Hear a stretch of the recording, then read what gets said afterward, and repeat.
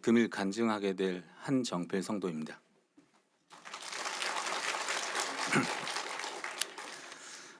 저는 예수 그리스도를 믿기 전까지 스스로를 매우 강한 사람이라고 생각하며 살아왔습니다. 하나님 없이도 충분히 살아갈 수 있다고 믿었고, 오히려 종교를 의지하는 사람들을 이해하지 못했습니다. 저는 무신론자로 살아가면서 인간의 능력과 이성을 가장 중요하게 여겼습니다.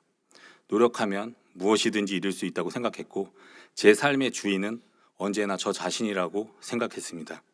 그래서 제 안에는 알게 모르게 큰 교만이 자리를 잡고 있었습니다.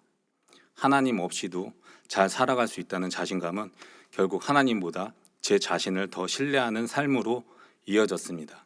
중학교 때로 기억되는데 처음 친구랑 교회를 갔었던 것 같습니다. 그 교회에 처음 갔을 때 많은 분들이 저한테 그렇게 말씀을 하셨습니다.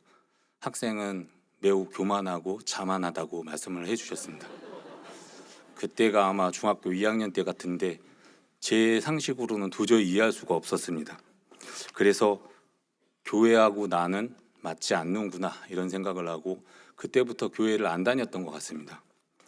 겉으로 보기에는 상당히 부족함이 없는 삶처럼 보였지만 제 마음속에는 설명할 수 없는 공허함이 있었습니다. 삶의 방향과 목적에 대해서 깊이 고민하기보다는 현재의 성공과 만족만을 추구하면서 살아갔습니다. 솔직히 무엇이 옳고 그른지 그런 기준에 대한 제 생각과 판단이 오직 중심이 되었었습니다. 그러다 보니 죄에 대해서도 심각하게 생각하지 않았고, 사람은 누구나 실수할 수 있는 거 아니야? 이런 식으로 삶을 살아갔던 것 같습니다. 제 주변에는 진정한 크리스찬이라고 말할 수 없는 사람들이 굉장히 많았던 것 같습니다.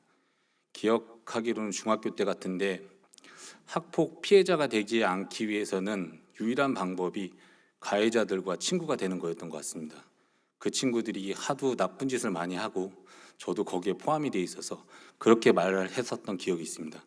우리 분명히 지옥에 가겠지? 이렇게 얘기했을 때 한 친구가 이렇게 얘기를 해줬습니다. 너나 지옥에 가라고. 나는 교회 다니니까 천국에 갈 수 있다고. 분명히 이렇게 얘기를 해줬습니다. 대학 갔을 때도 마찬가지였던 것 같습니다. 음주와 흡연을 엄청 많이 하는 친구들이었는데 그 친구들이 교회 가는 날은 아주 깔끔하게 교회에 가는 것이었습니다. 난 교회에 가기 때문에 모든 것이 용서가 돼. 이런 식으로 말씀을 해주셨습니다. 그리고 군대에 갔을 때도 마찬가지였던 것 같습니다. 저희 군대에 갔을 때 저희 중대장이 아침을 욕으로 시작해서 끝날 때 욕으로 끝냈습니다. 그게 저는 정말 이해가 가지 않아서 중대장님한테 중대장님은 분명히 지옥에 갈 겁니다 라고 똑같이 얘기했습니다.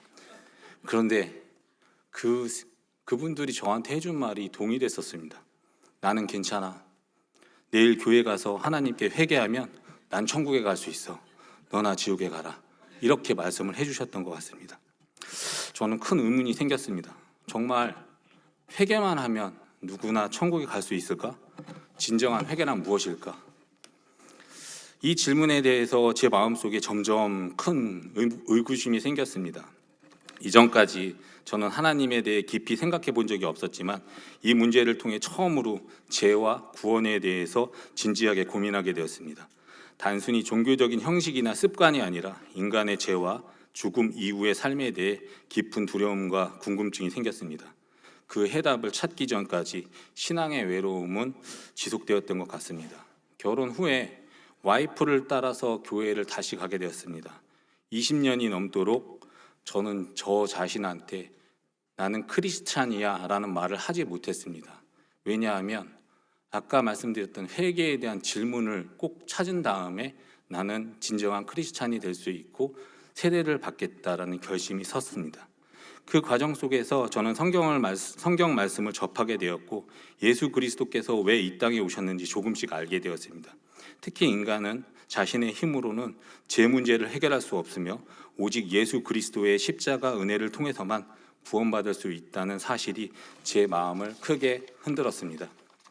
저는 이전까지 스스로 의롭다고 생각하고 살아왔습니다만 하나님 앞에서는 죄인일 수밖에 없다는 사실을 깨닫게 되었습니다.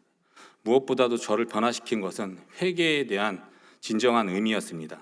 이전에는 회개를 단순히 잘못했다고 말하는 정도로 생각했습니다.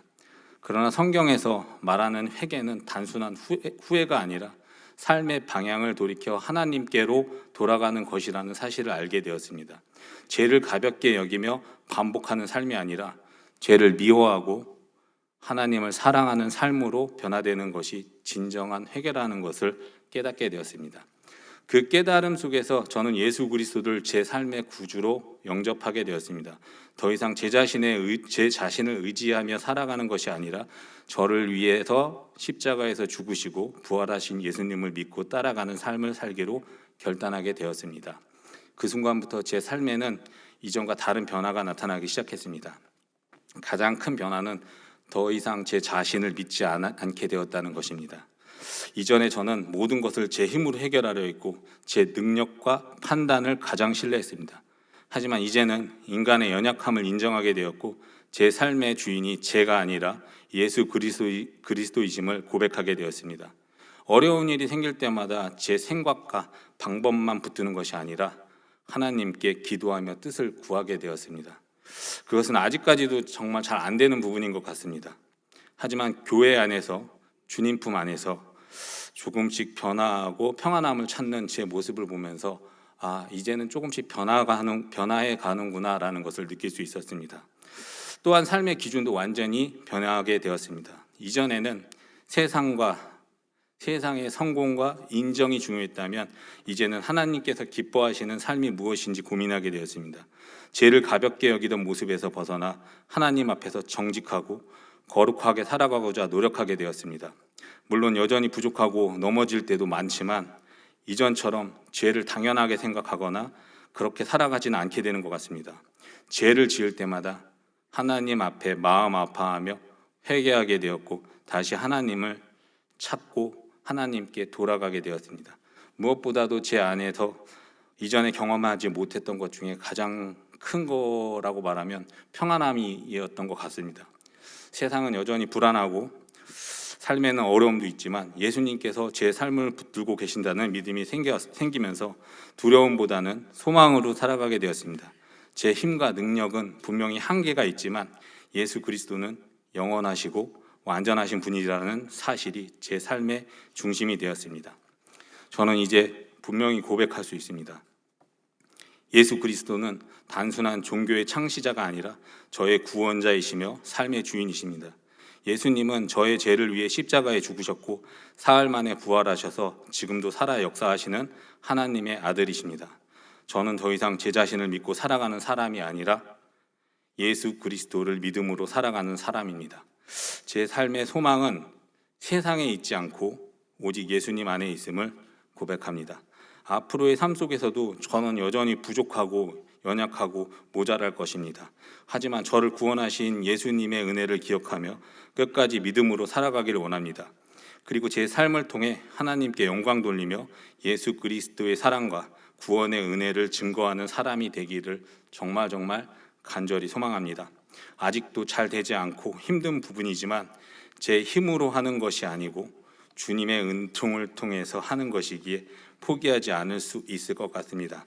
마지막으로 제가 참 부족하고 이 자리에 어울리지 않는다는 생각을 많이 했습니다. 어제 하나님께 기도를 드려서 저 같은 사람을 이 자리에 세우시면 어떻게 하십니까? 라고 원망 섞인 기도를 올렸습니다.